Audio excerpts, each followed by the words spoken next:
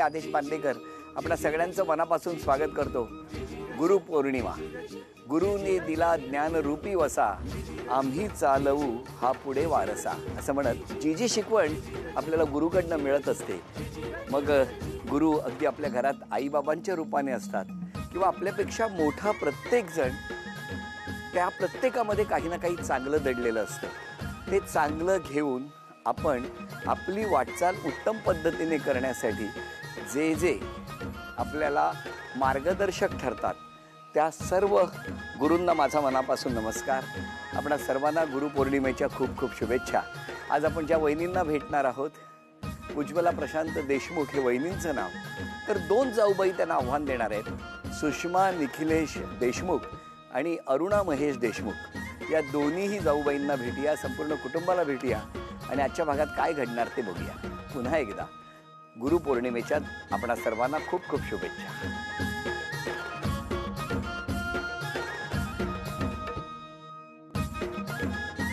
ग्रंथ हेच गुरु आणि गुरुपौर्णिमेनिमित्त ही ग्रंथाची मी लिहिलेलं पुस्तक आहे जय शिवराय, आपल्याला भेट। अरे वा वा वा, छत्रपती शिवाजी महाराज की जय। किती मस्त, वा वा वा वा। गुरुपौर्णिमेच्या निमित्तानं एवढी चांगली भेट मिळणं यापेक्षा दुसरं काय म्हणजे भाग्य। नमस्कार। नमस्कार सर। नमस्कार। नमस्कार। घ्या उखाणा। हृदयामध्ये आहे छत्रपती शिवाजी महाराजांची मूर्ती, सगळीकडे व्हावे प्रशांतरावांची कीर्ती, प्रशांतरावांची कीर्ती। अरे वा, मग तुम्ही कसं काय? रायगड आहे शिवरायांच्या राजधानीचा किल्ला आणि यशासाठी उज्ज्वला नेहमी देते चांगला सल्ला। अरे वा वा, द्या ओळख करून द्या सगळ्यांची। हे माझे मिस्टर प्रशांत देशमुख। नमस्कार। हे माझे दीर निखिलेश देशमुख। नमस्कार। या माझ्या छोट्या जाऊबाई सुषमा देशमुख। नमस्कार। या माझ्या मोठ्या जाऊबाई अरुणाताई देशमुख। नमस्कार। ते माझे सासरे शांताराम देशमुख। नमस्कार। सासूबाई सविताबाई देशमुख। नमस्कार। या चुलत सासूबाई निर्मला देशमुख नमस्कार। आणि चुलत सासरे मधुकरराव देशमुख। नमस्कार। नमस्कार। चला, संपूर्ण देशमुख कुटुंबाला नमस्कार। तेही शिक्षक, ते पण तेही शिक्षक शिक्षक आहेत। आहेत। तुम्ही कुठल्या शाळेत शिकवता? सनोबत नेताजी पालकर विद्या मंदिर व यशवंतराव देशमुख कनिष्ठ महाविद्यालय चौक। कितवीला शिकवता तुम्ही? मी 6वी ते 8वीचे वर्ग शिकवते माध्यमिकला। आणि आपण काय करता सर? माझे कोचिंग क्लासेस आहेत आणि व्याख्यानं आणि लेखन करतो। तुमचं माहेर कुठलं? उस्मानाबाद। सगळं बालपण उस्मानाबाद आहे? सारोळा, उस्मानाबादच्या जवळ सारोळा। घरी कोण कोण होतं तिकडे? आई बाबा, आम्ही 4 बहिणी आणि 2 भाऊ, असा आमचा परिवार होता। आता दोन्ही भावांची लग्न झालेली आहेत। पण तिकडनं इकडे कधी आला? इकडे आले 2012 साली लग्न झाल्यानंतर। तुम्ही तिकडे कशाला गेला होता? नाही, मी गेलोच नव्हतो। मग एका चॅनलवर पसायदानावर कार्यक्रम चालू होता। बरं। आणि तिथले जे मध्यस्थ आहेत त्यांना मी पाहिलं पण नव्हतं, पण फोनवर त्यांच्याशी संपर्क होता आणि हिचा भाऊ त्यांच्याकडे गेला आणि म्हणाला कोणी चांगला मुलगा असेल तर सुचवा। तर ते म्हटले उद्या सकाळी बघा टीव्हीवर, आणि मग त्यांनी मला पहिलं पाहण्याचा कार्यक्रम टीव्हीवरच केला। असं ते यांचाच कार्यक्रम होता पसायदानाचा, तो आम्ही पाहिला पहिल्यांदा। छान आहे म्हटलं, मुलगा छान आहे। नंतर कार्यक्रमाचे CD पण आहे त्यांच्या, त्या पाहिल्या आम्ही। बरं। त्यामुळे आवडलं सगळ्यांना, मग येऊन पाहून गेले, मग यांना बोलवलेलं। मग हे तिकडे आले? हो। म्हणजे मी गेलो ते पण घरात सांगितलं नाही, कारण त्यावेळेस वातावरण असं होतं की मुलगी पसंत झाली पाहिजे आणि ती होत नव्हती, तर ते असं वातावरण तापायचं म्हणजे तलवारीसारखंच। त्याच्यामुळे मी जाताना फक्त भावाला सांगून गेलो होतो की मी चाललोय अशा अशा कामाला, पण घरात तू एवढं सांग की व्याख्यान मोहीम फत्ते झाली तर इकडे मी कळवतो। हा, मोहीम पत्ते झाली की आपण रितसर सगळे बघण्याचा कार्यक्रम करू। मग नंतर सगळे आलेले। म्हणजे 2012 मध्ये इथे आला ना? हो। कसं काय वाटलं तुम्हाला? मी ज्या कुटुंबात आहे ते सगळे छान आहेत। आई आमच्या मायाळू आहेत, बाबा पण छान आहेत, सगळे छान आहेत, दीर जाऊबाई सगळे म्हणजे मदत करतात। मग आता किती वेळा उस्मानाबादला जावं असं वाटतं तुम्हाला? जावंसं वाटतं, पण प्रत्येक वेळेस मला ते जाऊ देतात आणि 1 ते 1.5 महिना तरी मी राहून येते एकदा सुट्टीला गेल्यानंतर, उन्हाळा सुट्टी आणि दिवाळीची सुट्टी। कसं काय इतका कालखंड, म्हणजे इतका वेळ त्यांना तिकडे कसं पाठवतो? वर्षभर पाठवत नाही ना, आणि मग वर्षभर व्याख्यानाची फेरी झाली आणि बरोबर नेलं त्या भागात की मग थोडंसं नाही नाही, पण मला विचारायचंय की तो 1.5 महिना तुम्ही त्यांच्यासाठी पाठवता का स्वतःसाठी? काय गोड असले, कसं आहे धीर काय गोड असलेत माहितीये का? काय वहिनी तुमचं काय म्हणणं आहे, कोणासाठी पाठवतात? ते माझ्यासाठीच पाठवतात, कारण त्यांना वाटतं माझ्या मागे शाळा असते, घर असतं, मग त्यातून मला थोडासा रिलॅक्स वाटावं म्हणून ते मला पाठवत असतात। तुम्हाला विचारतो, आजपर्यंतच्या या वैवाहिक जीवनामध्ये असं कधी झालंय का की दरवाजाच्या आत येण्यापूर्वी किंवा वहिनींच्या समोर जाण्यापूर्वी तुम्हाला घाम फुटलाय? एक सांगू का, मला या धीरांना ना एकतर मनापासून सांगायचं तुमचं हसणं इतकं गोड ते आहे मनापासून हसत असतात आणि ते योग्य वेळी हसतात. हो. तुमचे प्रश्नच असे आहेत ना की ते आपसूक असं आतून येतं हसायला. नाही मला वाटलं तुम्हाला हसायला येतं की तो प्रश्न एका वेळेला दोघांनाही लागतो. नाही तसं पण असू शकतं. असं पण असू शकतं बघा जाऊबाई. म्हणून विचारलं की बाहेर आल्यावर घाम फुटायचं कधी झालंय का?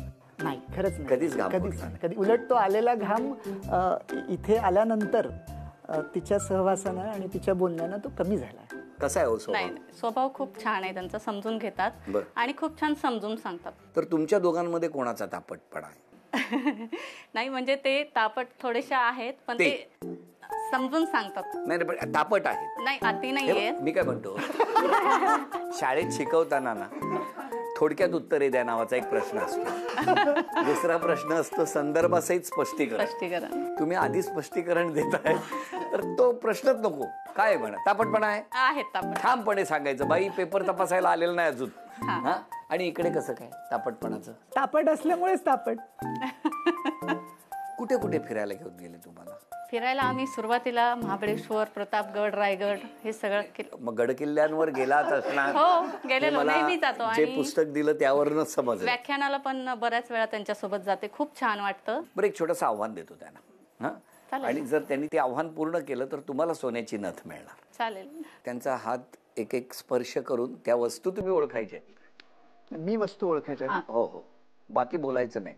तांदूळ. चला अभिनंदन, पहिलं उत्तर बरोबर आलं.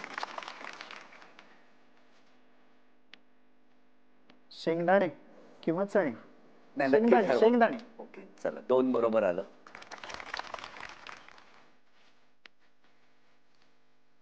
साबुदाणे. अभिनंदन.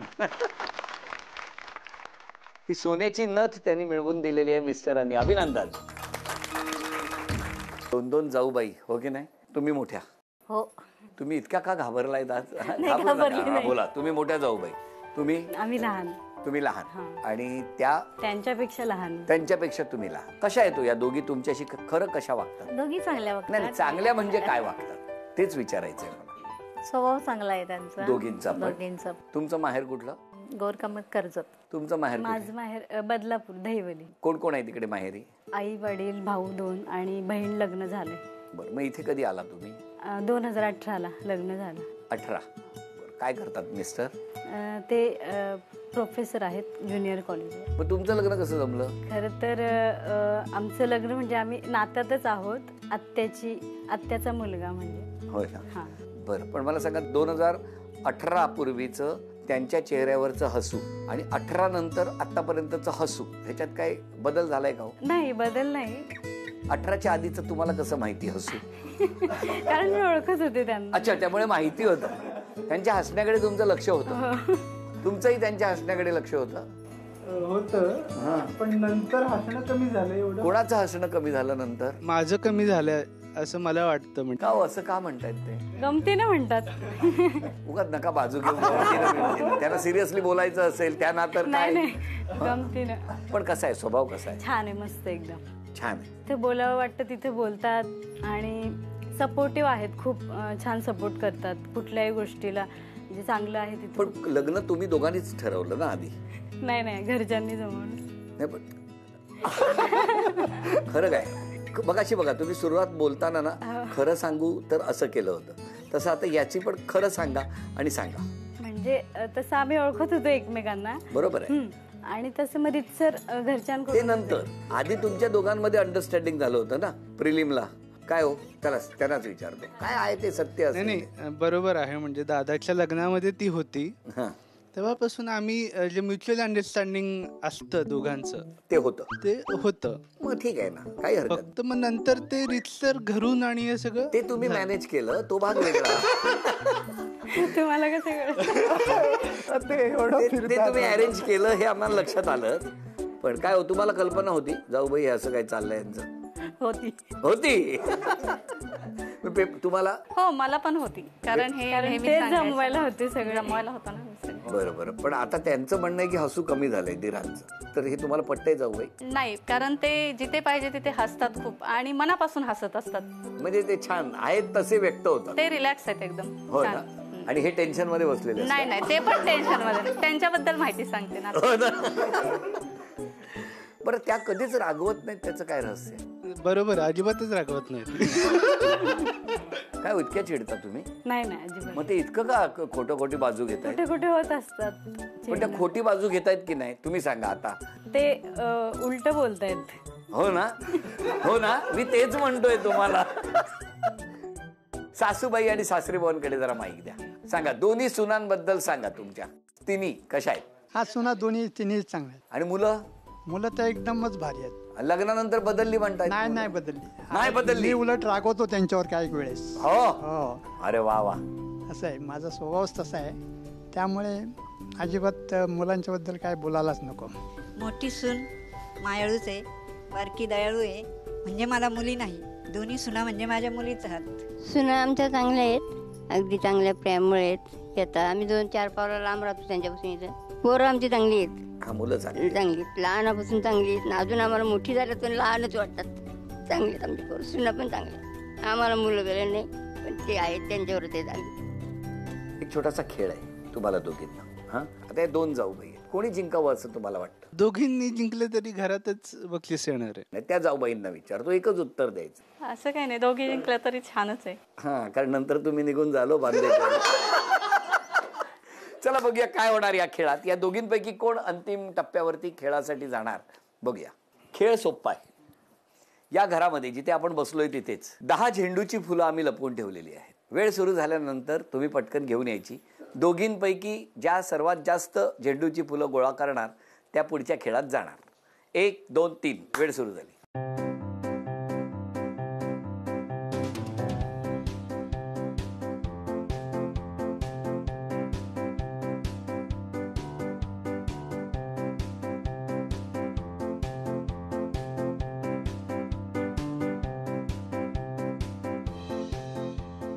किती आहेत तुमच्याकडे?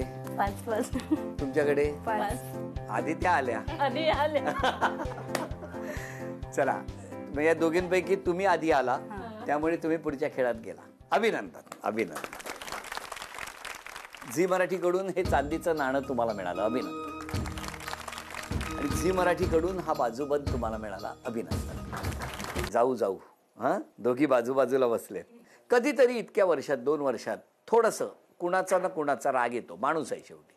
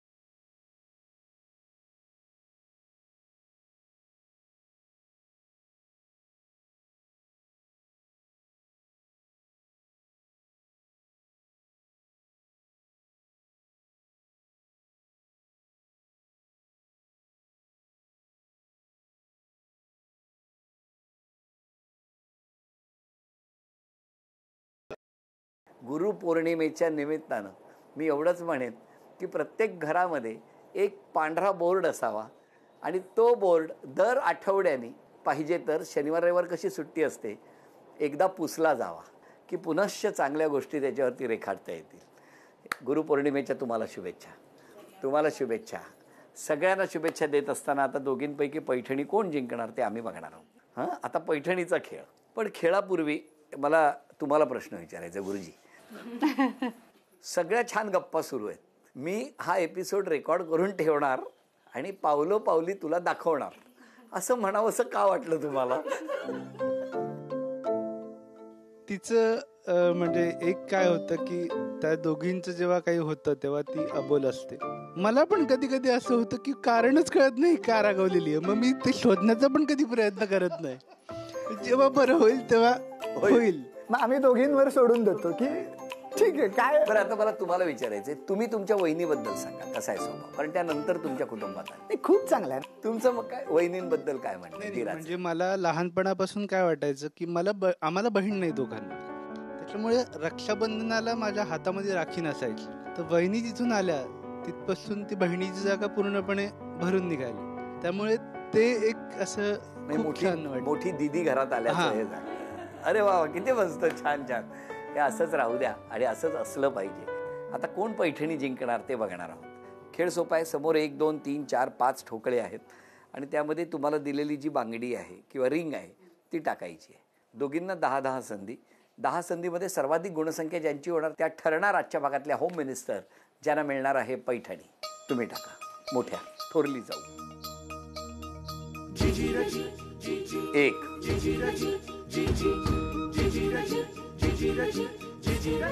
सगळ्यामध्ये टाकायचं.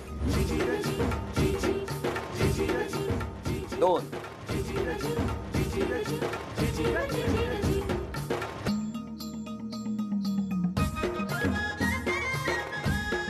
तुमची गुणसंख्या 2. हळूहळू मला वाटलं होतं वर उभ्या राहूनच टाकता की काय, इतक्या पुढे पुढे होतं. 1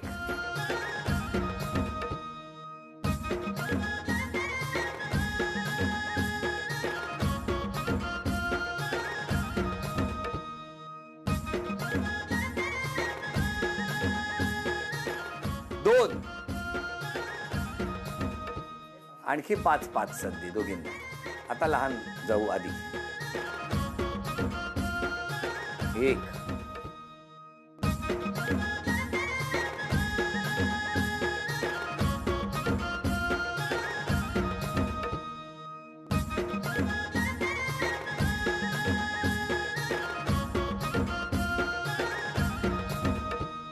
अभिनंदन.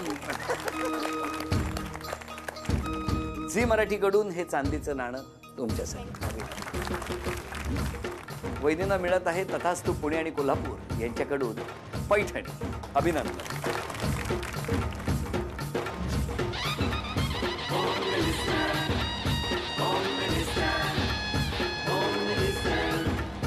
या प्रवासामध्ये देशमुख कुटुंबांच्या घरी आलो. गुरुपौर्णिमेचा दिवस आणि बरेच जण म्हणजे धीर शिक्षक, मिस्टर क्लास घेतात आणि तिकडे माऊली त्यासुद्धा शिक्षिका. मला असं वाटतं घर सांभाळून, घरातल्या सगळ्या जबाबदाऱ्या सांभाळून शाळेत जायचं, विद्यार्थ्यांना शिकवायचं आणि अनेकांच्या आयुष्यामध्ये ज्ञानाचा प्रकाश पाडायचा, हे केवढं मोठं कार्य ही तमाम शिक्षक मंडळी करत असतात. या निमित्तानं जे जे शिकवतात, ज्यांच्याकडून आपण शिकतो त्या प्रत्येकाला मी आदेश बांदेकर मनापासून नमस्कार करतो, नतमस्तक होतो आणि या संपूर्ण कुटुंबाला शुभेच्छा देऊ. आपणा सर्वांना गुरुपौर्णिमेच्या शुभेच्छा देऊ. हसत राहा, आनंदात राहा, एकमेकांची काळजी घेत राहा असं म्हणत आजचा भाग इथेच संपतो आहे. पुन्हा भेटूया अशीच एक पैठणी घेऊन. होम मिनिस्टर सासरी रंगणार मनोरंजनाची लसच्या पुढच्या भागात. नमस्कार.